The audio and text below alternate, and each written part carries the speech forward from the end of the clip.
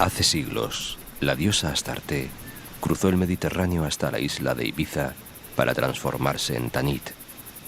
La diosa cartaginesa cambió nombre y hogar al trasladarse desde el norte de África a la isla Balear. Pero la luz que irradiaba a sus devotos era la misma, la luz que le nacía de la madre luna.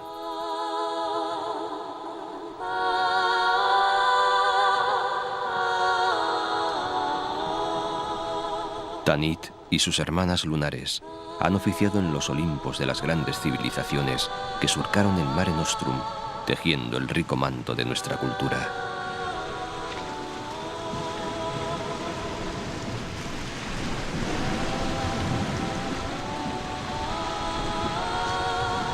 Tantas hijas divinas hablan de la importancia de la luna, que cuando mengua, dicen, se acerca a la muerte. Al observar las fases de la Dama de la Noche, el hombre pudo apresar el tiempo y comprender los ciclos de la naturaleza, y supo asumir la fugacidad de la existencia. ¿Cómo no considerarla sagrada? El mundo antiguo construyó todo un universo mágico de mitos y leyendas en torno a la luna, que representaba el lado femenino de la naturaleza.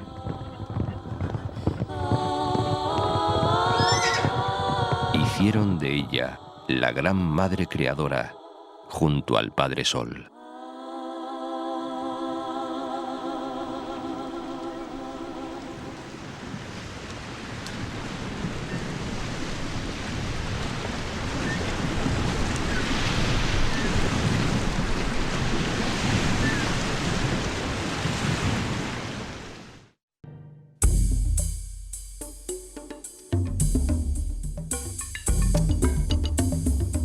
La primera de las islas de la Luna y de todo el territorio español en recibir y despedir los rayos del sol es Menorca. Dice María del Mar Bonet: Menorca la vella, damunt Maó la lluna y el sol dorm a Ciutadella. Desde la cumbre más alta, el pequeño Monte Toro, se asiste al fascinante espectáculo de ver renacer cada día al sol en el mismo centro del mar Mediterráneo.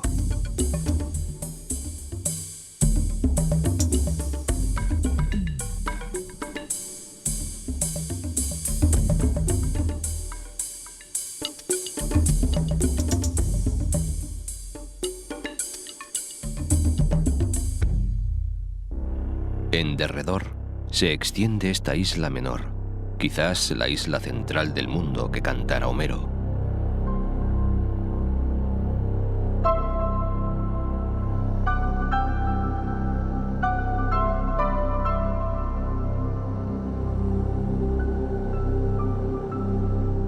La naturaleza ayuda a mantener la fama de Menorca como tierra encrespada, indomable y mágica.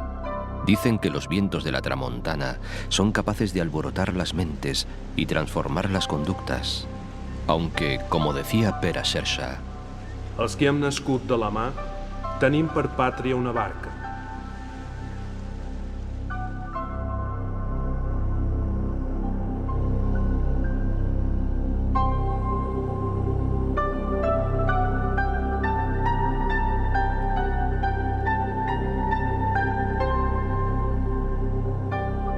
El mar ha perfilado el rostro y la memoria de Menorca. A veces es un gigante enfurecido que hostiga armado de los temporales de Gregal o Llebeig. Sin embargo, cuando la calma se adueña de él, se transforma en aliado del comercio y el intercambio cultural. La toponimia litoral refleja a su manera esta dualidad extremada. La Cala dels Morts o el Cabo de Smalbasar hablan de tragedias y naufragios, como el del buque francés General Chancy, en el que perecieron 100 personas.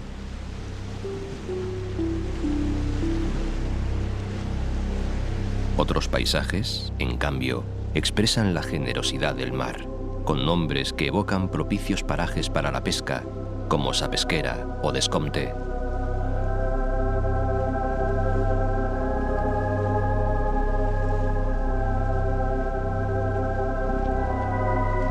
Pero hoy, el Mediterráneo aporta otras fuentes de riqueza y placer. El litoral norte es duro y arisco. Las calas, conjuran a la soledad entre acantilados cincelados por el viento y un mar bravío.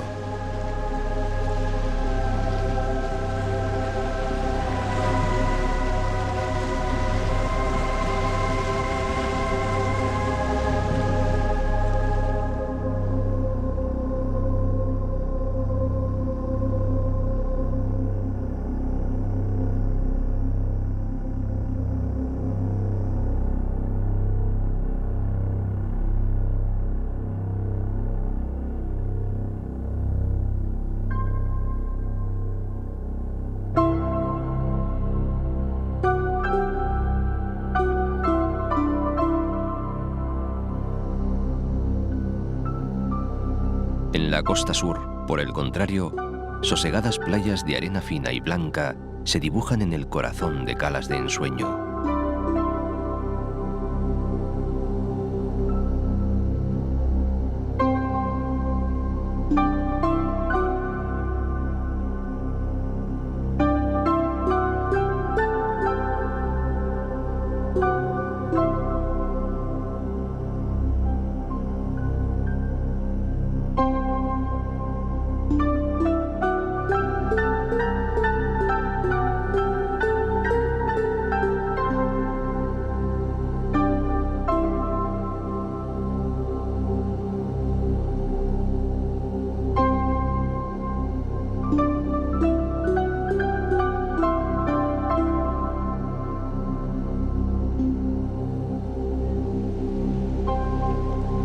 La isla, que es reserva de la biosfera, guarda pequeños paraísos casi vírgenes.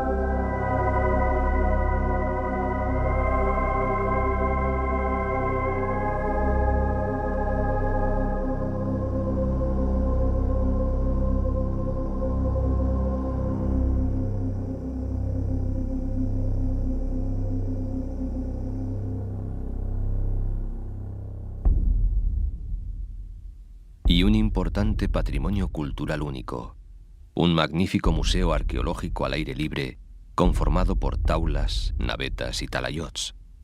Su ardua orografía está salpicada de estos extraños y entrañables monumentos megalíticos, vestigios del principio de su tumultuosa historia. Construcciones prehistóricas sobre las que se comenzó a edificar la identidad de Menorca.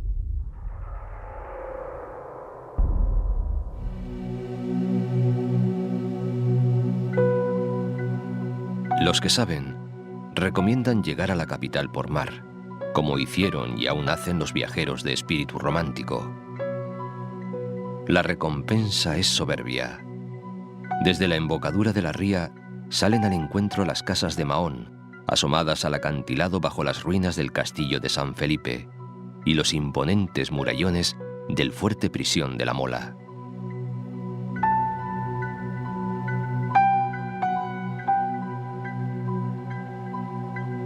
Las peleas por dominarla a lo largo de los siglos han marcado su historia. Vio el paso de fenicios, cartagineses, romanos y sarracenos, hasta que Alfonso III la hizo tierra cristiana. Soportó saqueos berberiscos, fue objeto de pactos secretos y trueques, y la ocupación inglesa durante casi todo el siglo XVIII, consecuencia del Tratado de Utrecht, transformó profundamente su personalidad. Mahón pasó a llamarse Port Mahón y a asumir la capitalidad de la isla, en detrimento de Ciudadela. La huella colonial británica permanece viva en un laberinto de calles que obligan a perderse. La ciudad tiene un teatro de la ópera nada menos que desde 1829, y restos de la muralla medieval que comparten importancia con los edificios de Can Mir, el mercado de pescado y la iglesia del Carmen.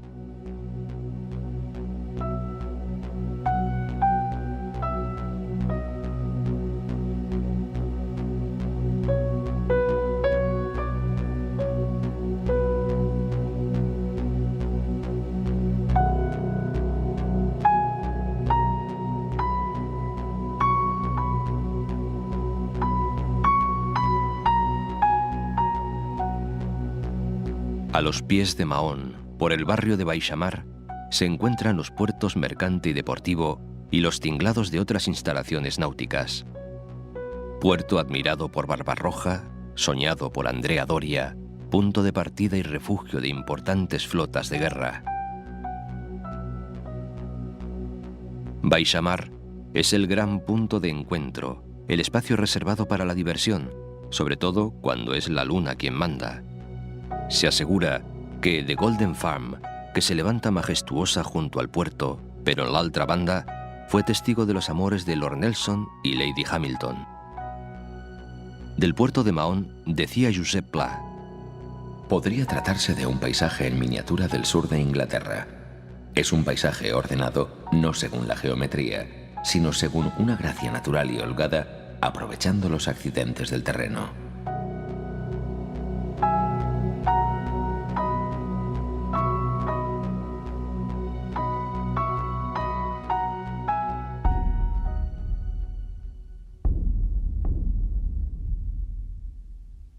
El salto en el espacio es breve, pero gigantesco en el tiempo, para llegar hasta el cercano talayot de Trepucó, en el que destaca una taula de casi 5 metros de altura. Talayot viene del catalán talaya, atalaya, torre. ¿Qué miraban? ¿De qué o quién se defendían los prehistóricos menorquines? Parece que la taula era el área sagrada de los poblados talayóticos. Es este el monumento prehistórico por excelencia de Menorca, único y singular, desconocido en otras latitudes, tan sencillo que consta tan solo de 2 grandes losas labradas colocadas en forma de T, con una altura que puede llegar a más de 4 metros. Aunque poco se sabe sobre las taulas, se ha hablado mucho, y casi cada uno tiene una teoría propia e incontestable.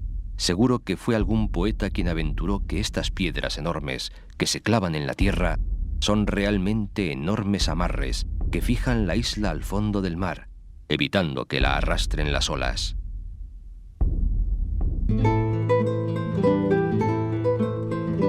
La blancura de Esgrau brilla como un faro de sol en los límites de uno de los parajes costeros más bellos.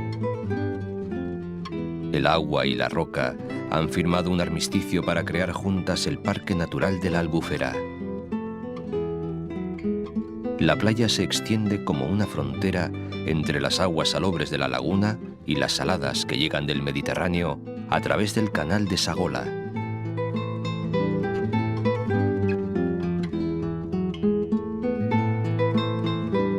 La isla de Colom asume en solitario la labor de frenar el ímpetu de las olas, mientras en las orillas de la laguna se alternan bosques cerrados de lentiscos, sabinas y pinos.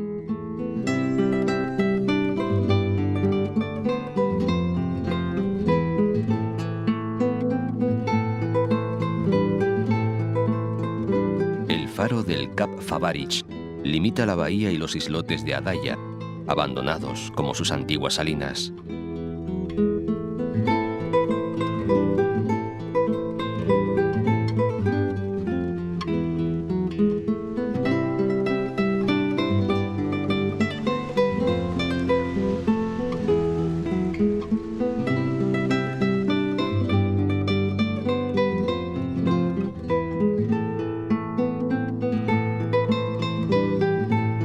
Según la geología, son estas tierras del norte, ocres y rojizas, las más antiguas de la isla.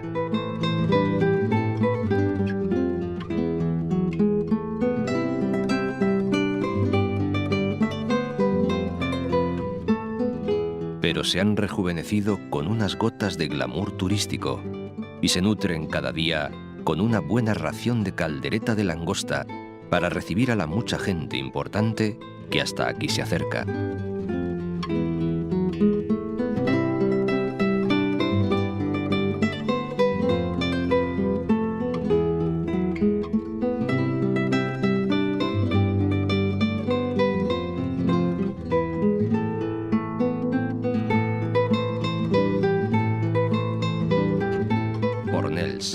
veterano poblado de pescadores, sigue su vida tranquila con ritmo de pueblo, mientras sus casas bajas bordean las márgenes de la gran bahía.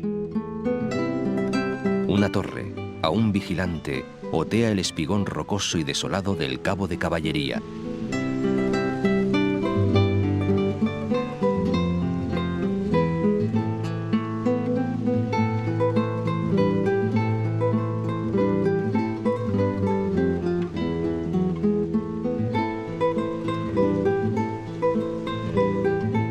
El sur es distinto.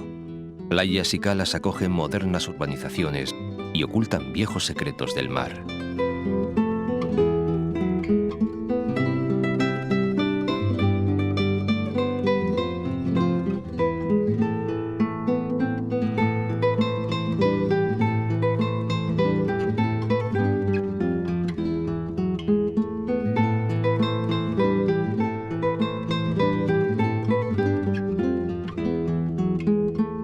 Alguna cueva prehistórica cobija danzas más modernas y acompaña a otras muchas, más de 100, naturales o excavadas por los primitivos isleños en la pared de los barrancos de la llamada Cala del Escobes.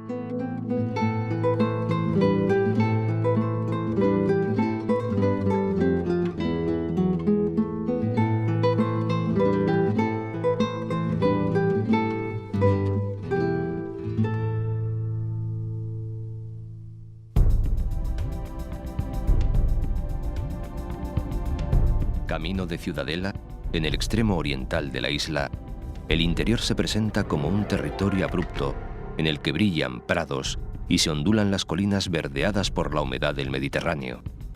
Buena tierra para una agricultura tan sabia como antigua que ha logrado hacer feraces los rincones más insospechados. Alayor se encarama en un alto desde el que desparrama su blancura. Alrededor, los yacimientos arqueológicos se alternan y hasta se confunden con los centros turísticos de la costa.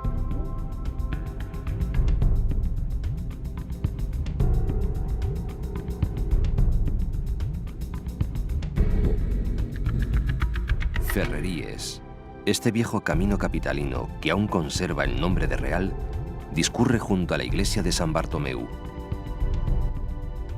Las ruinas de una fortaleza árabe se encaraman en la colina de Santa Águeda y guardan el recuerdo de otros tiempos, cuando sus hombres más representativos intervenían en los negocios y las cosas públicas de Menorca.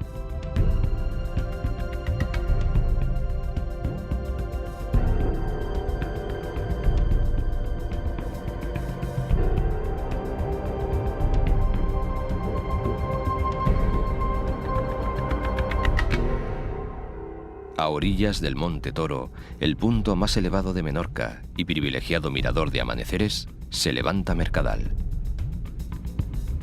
Municipio del que ya habla el historiador romano Plinio en el siglo I, citando la existencia de una villa llamada Sanilla, unida al Toro por una calzada.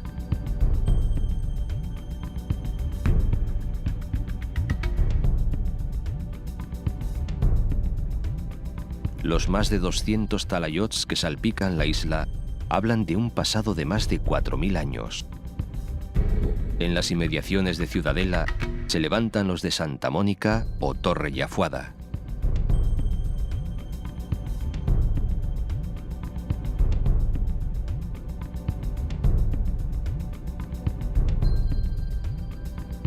Sobre ellos reina la naveta de Estudons, un conjunto de gigantescas piedras dispuestas en herradura. Parece una nave volcada, quilla arriba, hogar seguro que primero cobijó seres humanos para más tarde ser refugio funerario de cuerpos y espíritus. Es el más descomunal testimonio dejado por el misterioso pueblo que habitó Menorca en una remota antigüedad. Ciudadela fue así bautizada en 1287 por su conquistador, el rey Alfonso el Liberal. Mantuvo su condición de capital hasta la llegada de los británicos en 1722, cuando Mahón le arrebató ese título, tanto por razones de táctica militar como por la voluntad de los conquistadores de alejar la nociva influencia de la nobleza y la iglesia nativas.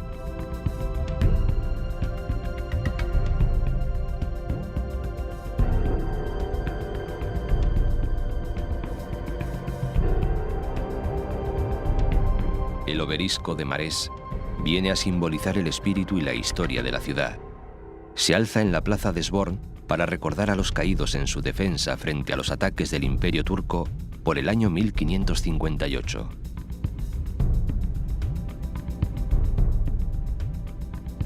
La impronta de la cultura musulmana no solo ha quedado en las crónicas y los monumentos. Las calles de Ciudadela hablan de ella en cada esquina. La catedral, gótica, se levanta sobre lo que antes fue la mezquita mayor de Medina Minurca. El minarete cambió de pronto con la conquista el canto del muecín por el tañido de las campanas cristianas. Alrededor, el núcleo monumental de la ciudad. Un pequeño Vaticano que surgió porque Ciudadela fue, y todavía es, sede episcopal.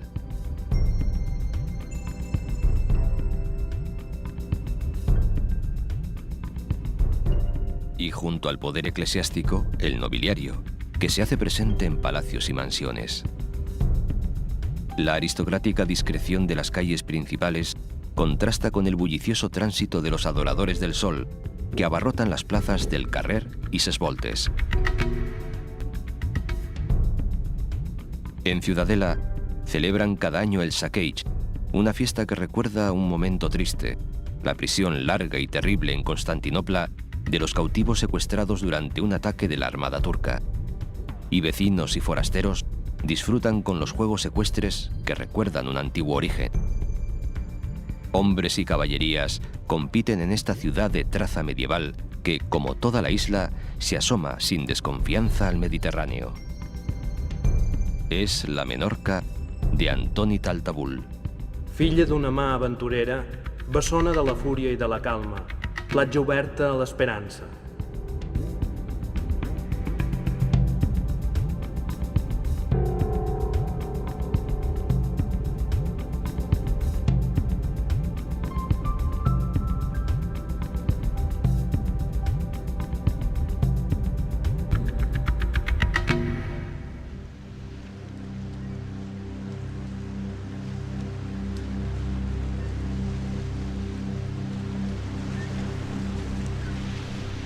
Partir en busca de las otras islas de la luna supone enfrentarse a un mar que esconde secretos y acechanzas. Puede ofrecerse como un camino franco o como un auténtico infierno de fuertes vientos, peligros y tragedias.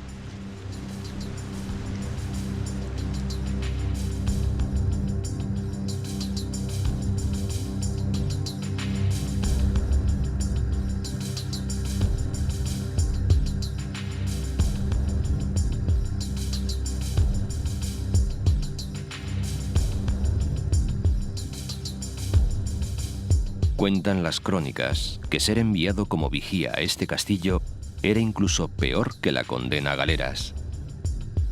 En el siglo XIV se construyó la fortaleza dominando la isla de Cabrera y, sobre todo, el mar. Los vigías que la habitaban debían avisar de la llegada de los piratas berberiscos con señales luminosas hechas con fuego a las atalayas levantadas en la costa sur de Mallorca. Desde allí se extendía la alarma al resto de la más extensa de las Islas Baleares. El esqueleto rocoso de Cabrera parece contagiado de tanta violencia y penalidades como ha soportado a lo largo de su torturada historia. El mar y el viento se han entretenido en tallar una costa abrupta, agresiva, desafiante, donde no hay cabida para la calma acogedora de una playa, sino para la belleza indómita de grutas o acantilados que se descuelgan vertiginosos sobre el azul Mediterráneo. Desde 1991, la isla de Cabrera y el resto de pequeños islotes que la rodean están declarados Parque Natural Marítimo y Terrestre. Su flora y fauna están a salvo por fin. Solo una vez a la semana se acerca hasta aquí un barco desde la colonia de Sant Jordi para que un puñado de visitantes realice una visita guiada de un día. Tras su marcha, Cabrera vuelve a recuperar su soledad rocosa.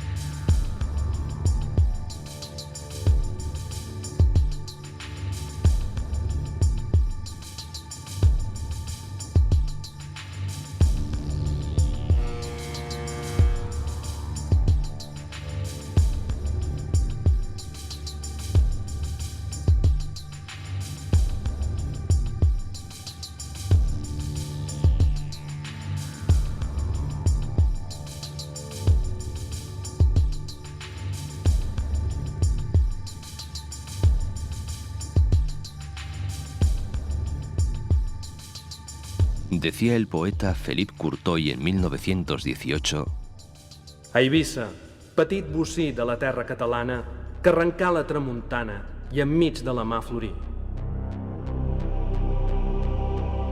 Quienes se acercan a la isla de Ibiza buscan un espacio único donde dar rienda suelta a la imaginación. Un lugar donde renovarse, donde terminar una existencia y comenzar otra, como hiciera hace siglos la misteriosa Tanit, señora de la luna. Ella y sus devotos llegaron aquí dispuestos a ensanchar sus horizontes comerciales en el Mediterráneo.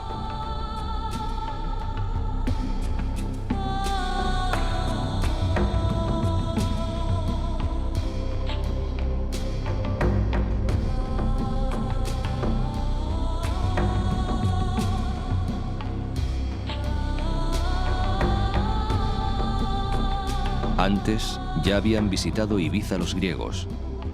No llegaron a crear colonias estables, pero legaron una denominación para Ibiza y Formentera que ha hecho fortuna: Islas Pitiusas, Islas de Pinos.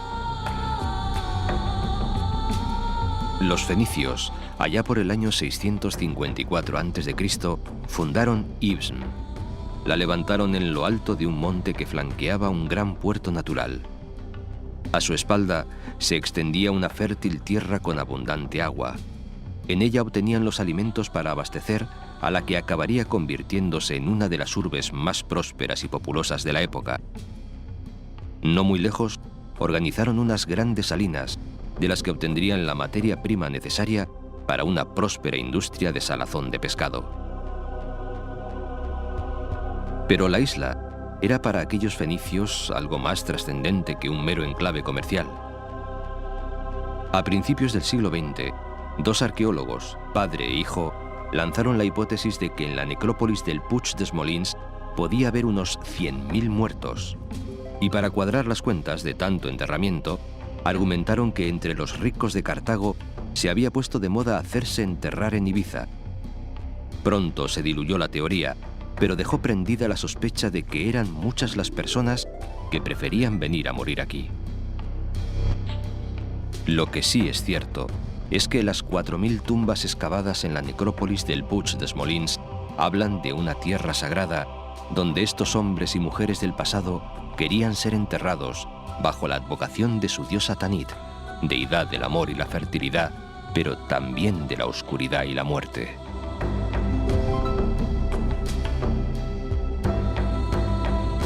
Los siglos posteriores vieron pasar por Ibiza a romanos, vándalos, bizantinos y visigodos, pero fueron los árabes quienes dejaron una impronta que todavía hoy rebulle en las angostas calles de las ciudades de la isla, que denominaron Iabisa, llamando Madina y Abisa a su capital.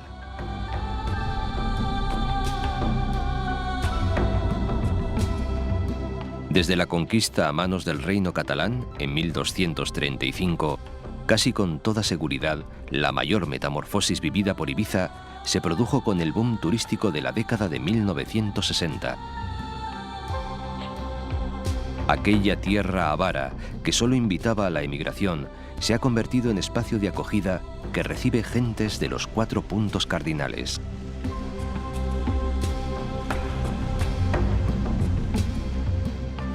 Lo positivo y lo negativo conviven en la isla, que parece atravesada por una enigmática energía. Islotes, como Esvedra, vienen a confirmar este halo de misterio. Una de sus casi inaccesibles grutas fue elegida por el carmelita Francisco Palau como lugar de retiro espiritual. Aseguran que aquí experimentó el anacoreta singulares visiones místicas.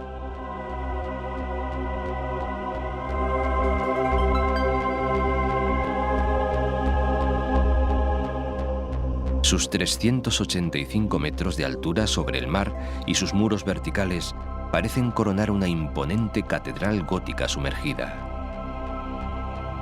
Hoy, miles de turistas visitan este islote y los aficionados a lo paranormal quieren ver en él un acumulador de energía cósmica, como lo son las pirámides faraónicas.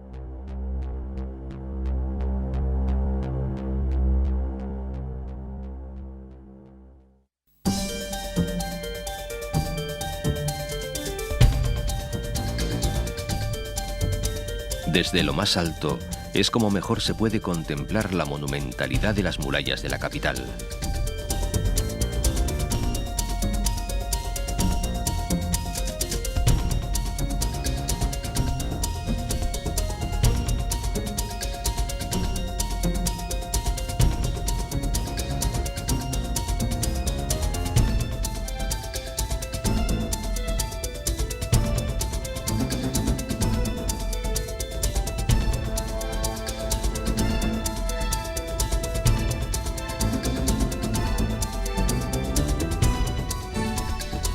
El blanco inmaculado de las casas trepa por la ladera en busca de la protección de la fortaleza que corona el altozano.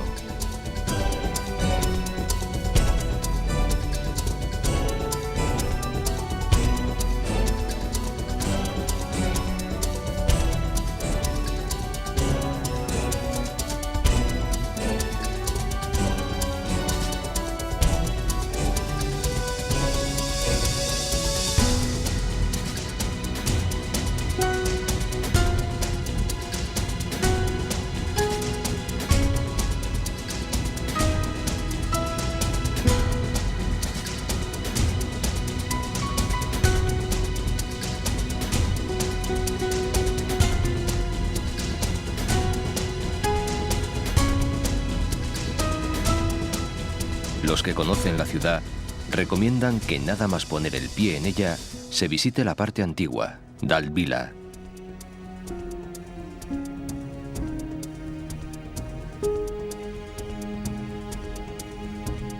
Es sin duda la mejor forma de tomar contacto con su esencia.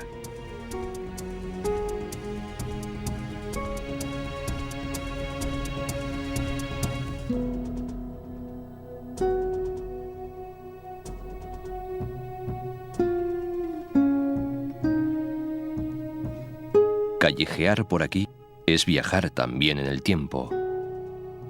Lo contemporáneo se alterna con la presencia viva del pasado.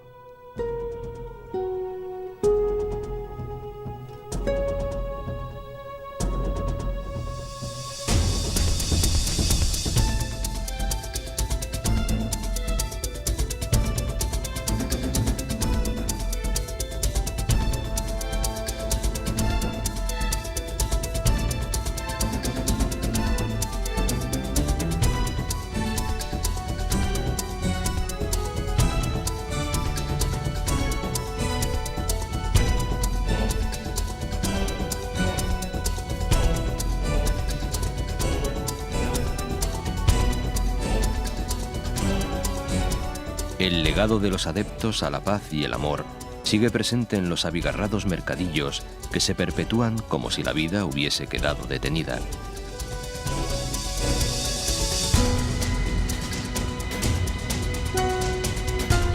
Por lo que fue arrabal de la Marina, bullanguero, divertido, artesanal, creativo, desmedido, se sentaba a escribir Albert Camus, mientras bebía una horchata dulzona, contemplando la curva de las colinas que bajan suavemente hacia el mar y cómo el atardecer se hace verdoso. En la capital, el bazar multicolor se abre cada día en el puerto y a su alrededor locales de toda la haya donde añorar nostálgicos tiempos de utopía.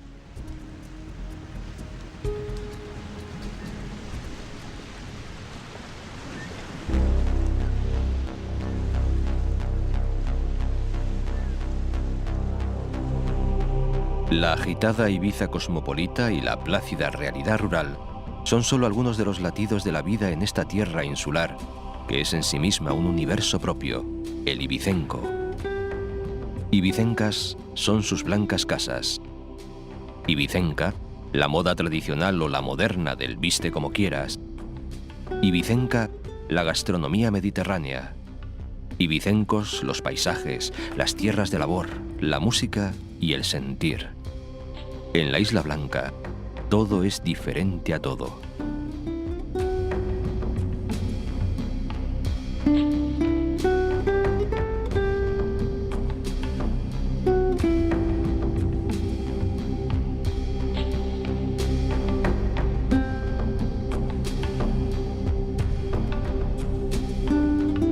En su día fue conocida como la Isla de la Sal por lugares como este.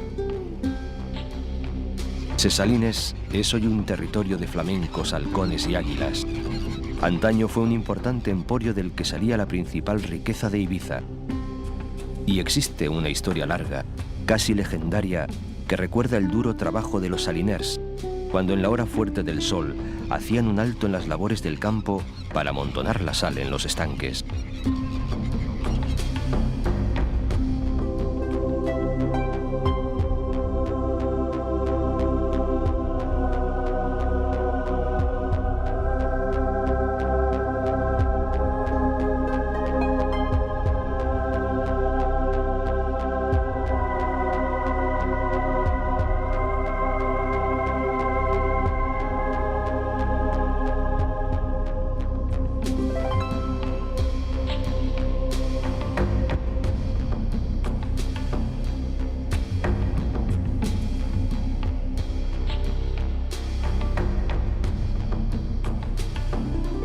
Santa Eulalia del Río ha pasado de ser un pintoresco pueblo de pescadores a un clásico de todas las guías turísticas. El río que le da nombre, el único permanente de las Baleares, hace tiempo que no corre como tal, sino que es aprendiz de torrente, con una más que irregular presencia.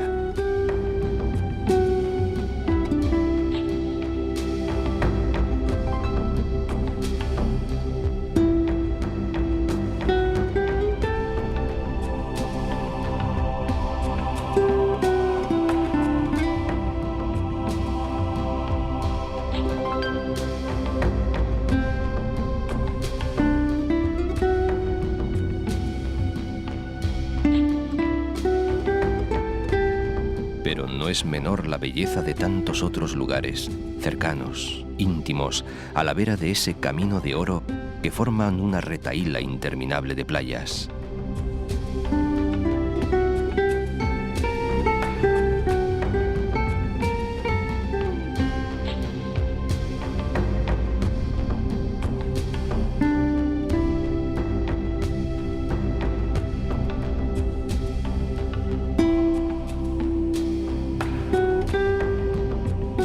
Una pequeña isla, la de Tagomago, hogar predilecto del halcón de Eleanor y refugio seguro para los cormoranes.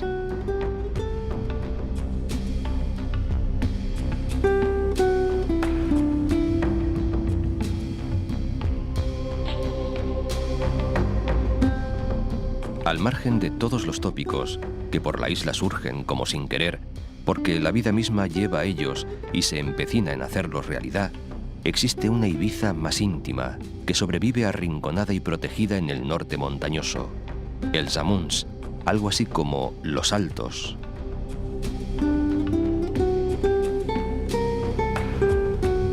La resguardan generosos, desde su modesta altura, de los vientos no deseados, al tiempo que cobijan en su paisaje una reserva natural de pinares que alegran las pequeñas parroquias y los rústicos caseríos que por aquí se dicen casaments.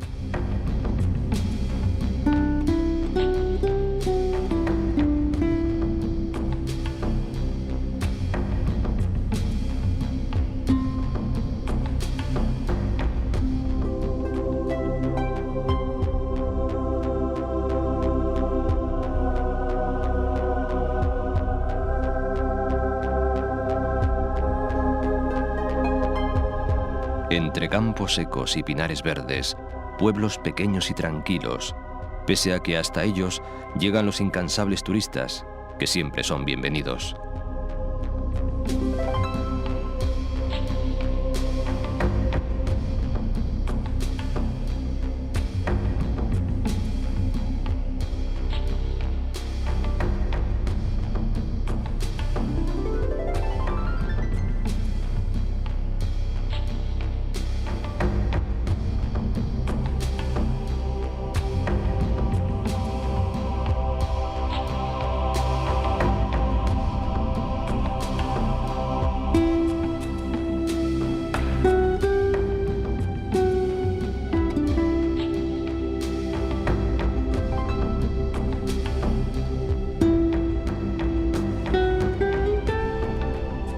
Sant Antoni Abat o Sant Antoni de Portmany también pueden presumir de playas.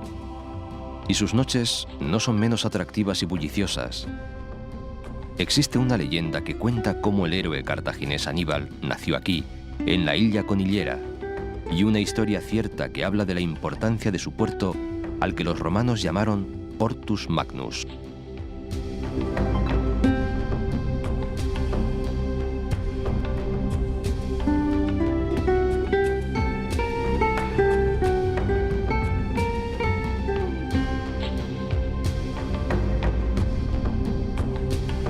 Ibiza se encuentra rodeada de más de 50 islotes. Son como icebergs de roca desgajados del cuerpo de la isla madre. Pareciera que están a punto de iniciar su camino hacia el horizonte, pero ahí siguen, firmes y desafiantes frente a la furia de las olas. Rafael Alberti y María Teresa León se encontraban en Ibiza cuando estalló la Guerra Civil.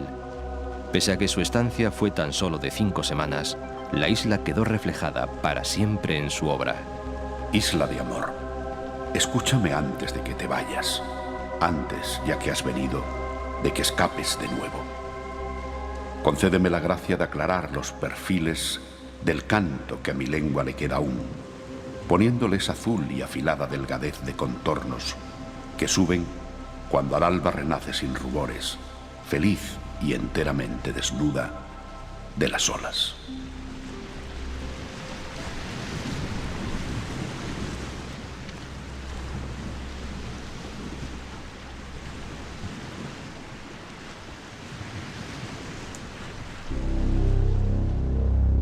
El Espalmador es un islote a caballo entre Ibiza y Formentera. En la antigüedad acogió un importante puerto de tránsito, pues se encontraba en un punto estratégico de las rutas comerciales marítimas que surcaban el Mediterráneo occidental.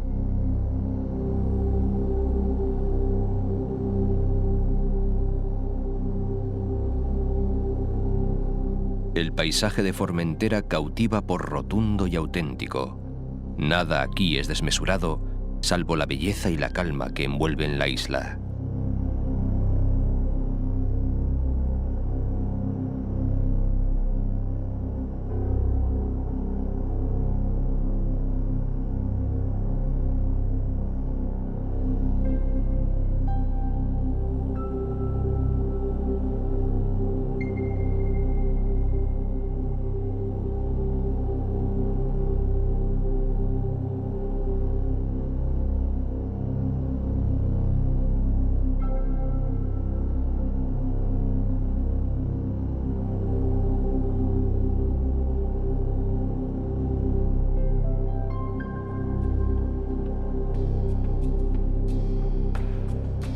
La vegetación se ha adaptado a un suelo poco generoso en el que dominan el matorral y el pinar. Quedan longevas muestras de higueras y restos de los bosques de sabinas que un día cubrieron gran parte del territorio. 2 mesetas flanquean Formentera, Barbaria al oeste y La Mola al este.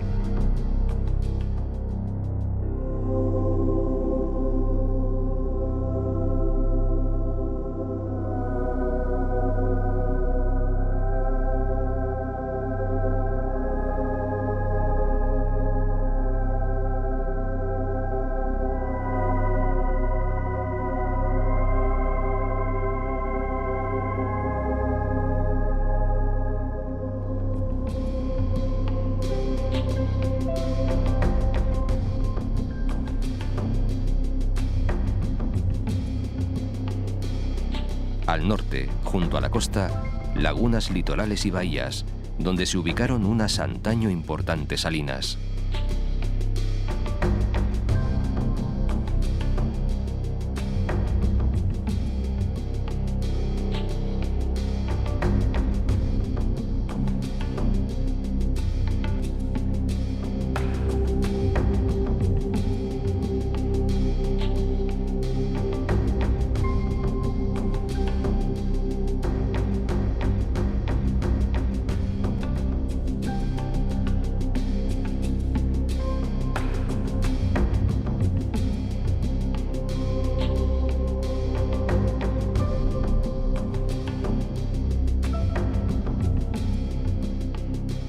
Una carretera une los puntos más extremos de la isla, el puerto de la Sabina y el faro de la Mola, donde se recuerda con un monumento a Julio Verne, quien escribió Héctor Servadac, una novela de aventuras con Formentera como protagonista.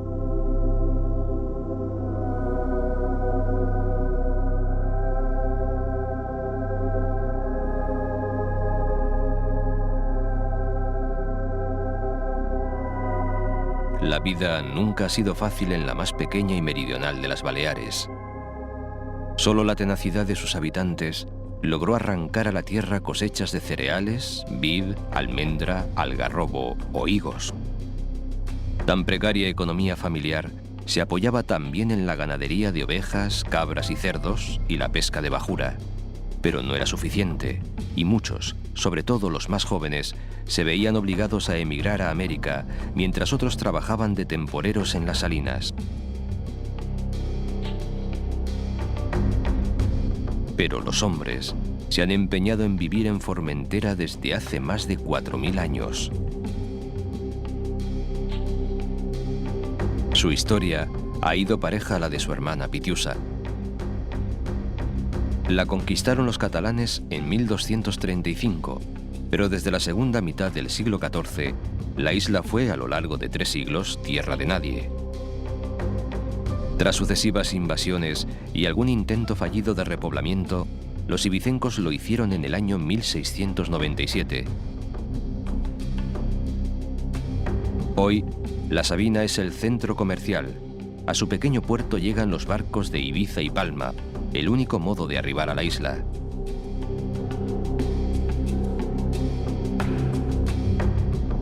En los años 50 del siglo XX, Formentera experimentó una nueva invasión, pero esta vez pacífica.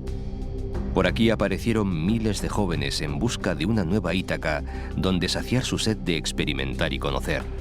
Llegaban de Londres, Ámsterdam, París, Los Ángeles. La isla se convirtió en un fértil territorio de creatividad.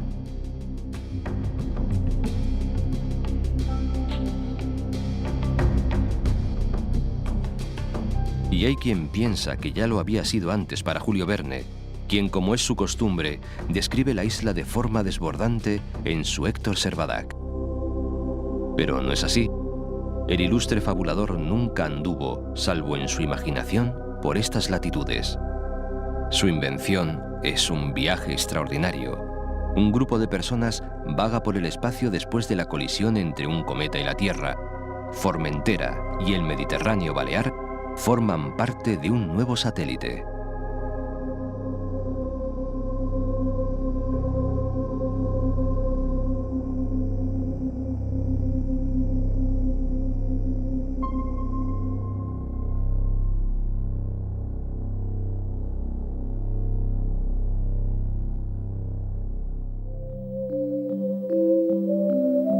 En Formentera, todos los caminos llevan al mar.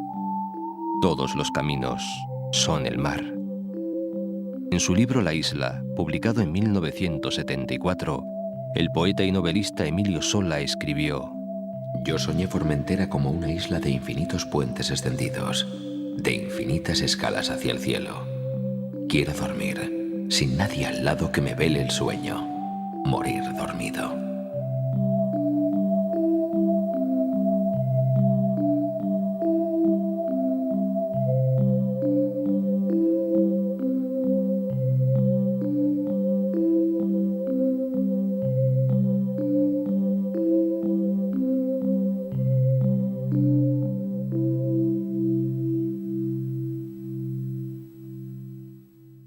Yo voy soñando caminos de la tarde, las colinas doradas, los verdes pinos y las encinas, ¿a dónde el camino irá?